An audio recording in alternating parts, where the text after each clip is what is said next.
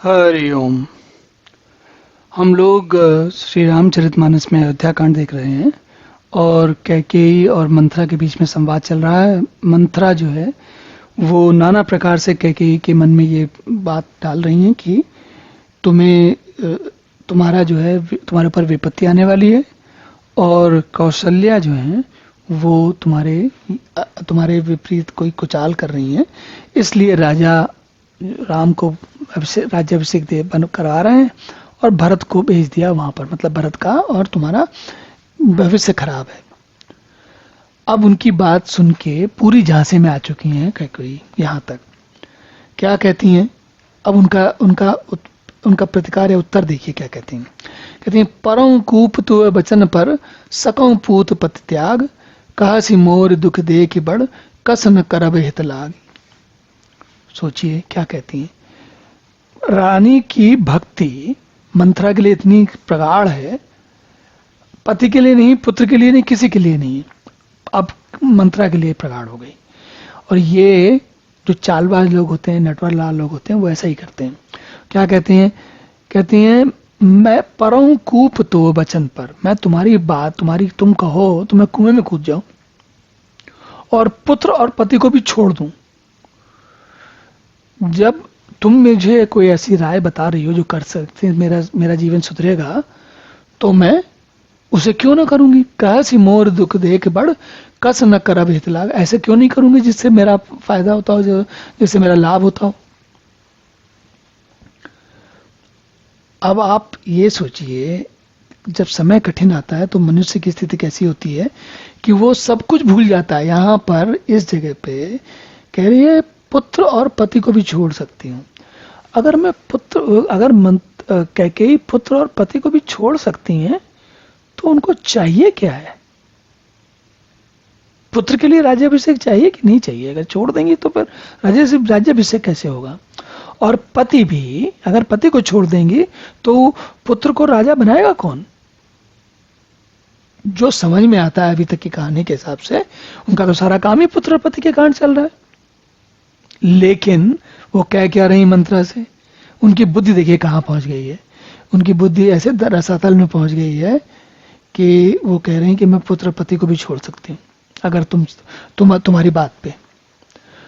और जब तुम इतनी, क्योंकि अब इसका अर्थ ये है, कैकेयी को ये समझ में आ रहा है कि मेरी असली सगी या मेरी जो हित चाहने वाली, जो मेरी शुभ चिंतक है, वो तो मंत्रा ही है। मेरे पति पुत्र तक भी मेरे शुभ चिंतक नहीं है, केवल मंत्रा है जो मेरी शुभ चिंतक है। अब जीवन में ऐसे लोग होते हैं जिनको ऐसी बुद्धि फिर जाती है, क्या कहा जाए, कि जिनको ये समझ में आना बंद हो जाता है कि भाई कौन कैसा क्या है। कुबरी कर कबुली कैकेयी, कपट चुरी उर्पान टेई, लखई न रानी निकट दुख कैसे, चरई हरित बलिपशु जैसे। कुबड़ी ने कैकेयी को सब तरीके से कबूल करवा लिया मतलब कह दिया, ऐसा उसको फंसा लिया, उसको अपने राय में ले लिया, अपनी सम्मत में ले लिया, अपने कहे में ले लिया कि वो अब जो कुछ भी, वो इस समय स्थिति कैसी है, इनकी रानी की स्थिति ऐसी है। देखिए क्या कह रहे हैं कि जो अगर कपट रूपी छुरी को हृदय रूपी पत्थर पर तेज कर रही है, कहाँ पर, उसका दिल इतना कड़ा कर रही है कैकेयी का कि वो कुछ भी कर सकती हैं।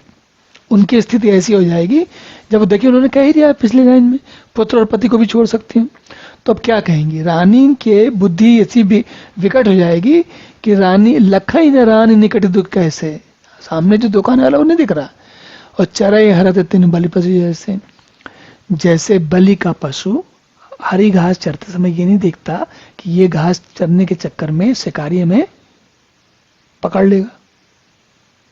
तो वही स्थिति मंथरा की हो रही है, समझ ही नहीं पा रही कि क्या होना है।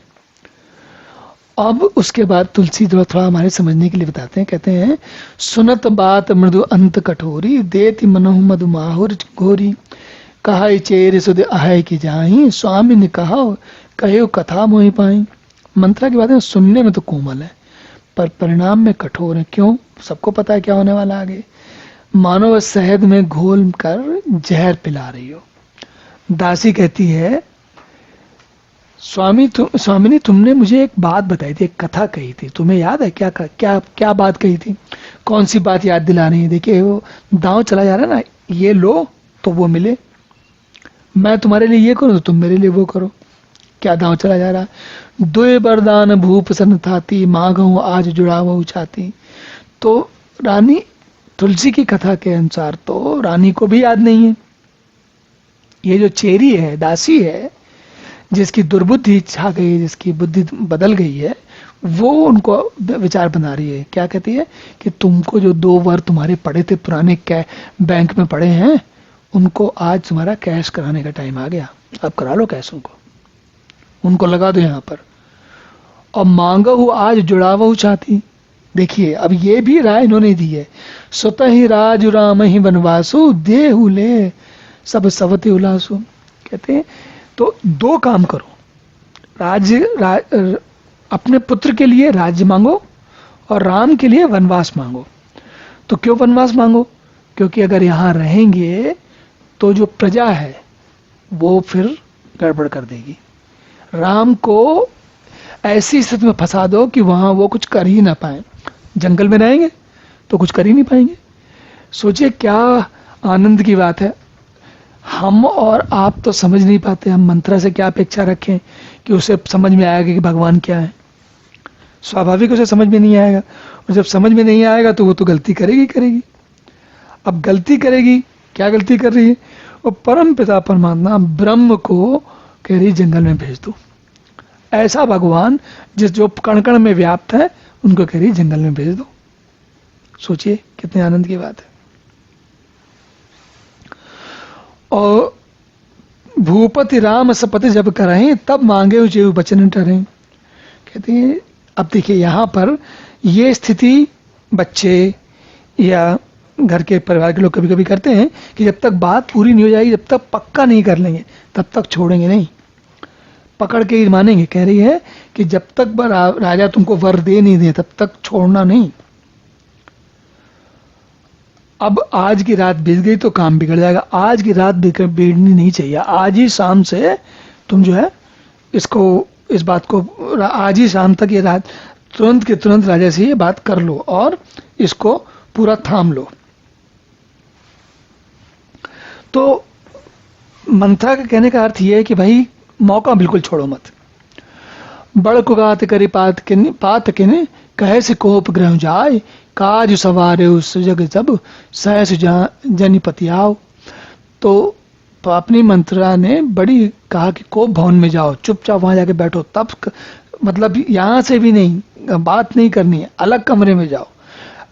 पूरा कहते हैं ये स्थिति बना लो कि राजा बच नहीं पाए। अगर राजा को जरा सा भी मौका मिल गया तो तुमको मानेंगे नहीं तुम्हारी बात, इसलिए छोड़ना नहीं बिल्कुल भी। अब इस बारे में कहीं कुछ नहीं होना चाहिए, कोई किसी प्रकार का ढीलापन नहीं होना चाहिए। काम बिल्कुल पुख्ता करना है, मजबूत करना है।